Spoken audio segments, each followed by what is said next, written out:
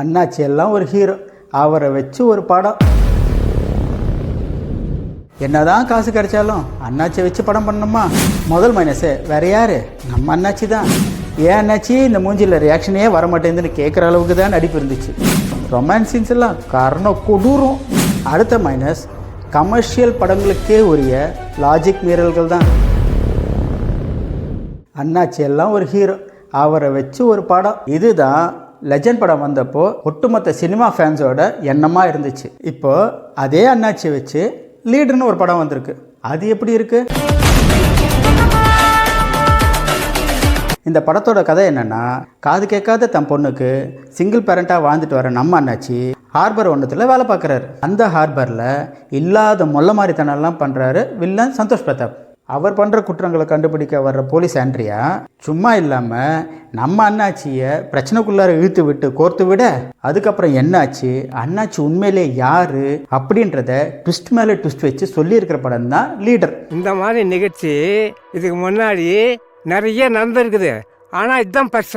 படத்தோட ப்ளஸ்கள்னா, முதல் plus director துரை செந்தில்குமார். அந்த காலத்து டைரக்டருங்கெல்லாம் கல்ல கூட நடிக்க வைப்பாங்கன்னு சொல்லி கேள்விப்பட்டிருப்பீங்க. மனுஷன் அதை இந்த படத்தில் நிஜமாவே செஞ்சு காமிச்சிருக்காரு. பல்லே ஆலியா நீ, வியாபாரமே ஆவாத ஓட்ட தக்காளி எல்லாம் வியாபாரம் பண்ற. என்னதான் காசு கிடைச்சாலும் அண்ணாச்சியை வச்சு படம் பண்ணணுமா அப்படின்னு யோசிக்காம அதையே சேலஞ்சா எடுத்து பண்ணதுக்கு ஹேட்ஸ் ஆஃப்.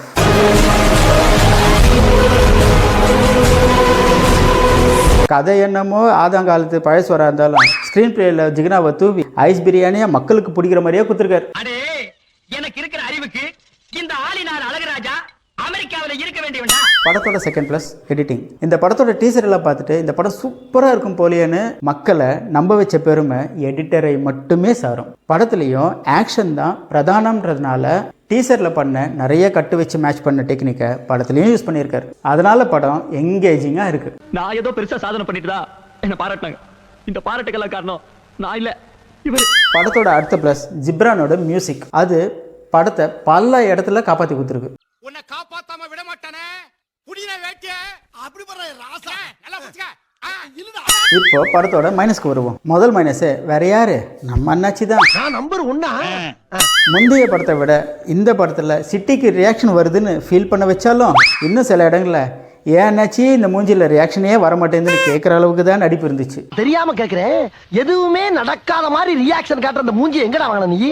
அதுவும் ரொமான்ஸ் சீன்ஸ் எல்லாம் காரணம் கொடூரம். மாடு செவத்துல ஓட்டின போஸ்டரை பார்க்குற மாதிரி வெறிக்க வெறிக்க பார்க்குறாரு. பயமா இருக்கு, போயிரு சார். பயமா இருக்கா? என்ன பார்த்தாவா? அவரு பார்த்தா சார். யாரு? டர்ரா என்ன முறைக்கிறார்ல சார், அவரு சார். ரெண்டாவது மைனஸ், படத்தோட செகண்ட் ஹாஃபோட ஃபர்ஸ்ட் ஹாஃப் புரியல. 5-6 இடியாப்பத்தை கொச்ச கொச்சன்னு போட்டு கையில கொடுக்குற மாதிரியே இருக்கு. புரியுற மாதிரி சொல்லுங்க. அதாங்க இன்ட்ரோல் முடிச்சு வர 20-30 நிமிஷம் கொஞ்சம் ரொம்பவே லாக்.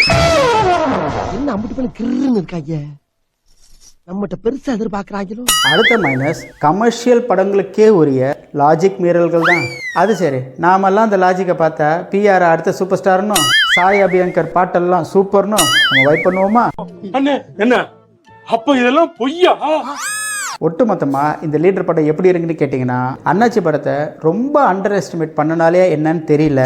துக்கம் விசாரிக்க போன ஏழை வீட்டில் பணம் ஏஞ்சி நின்று வெல்கம் பண்ண மாதிரி ஒரே இன்ப அதிர்ச்சி தான்.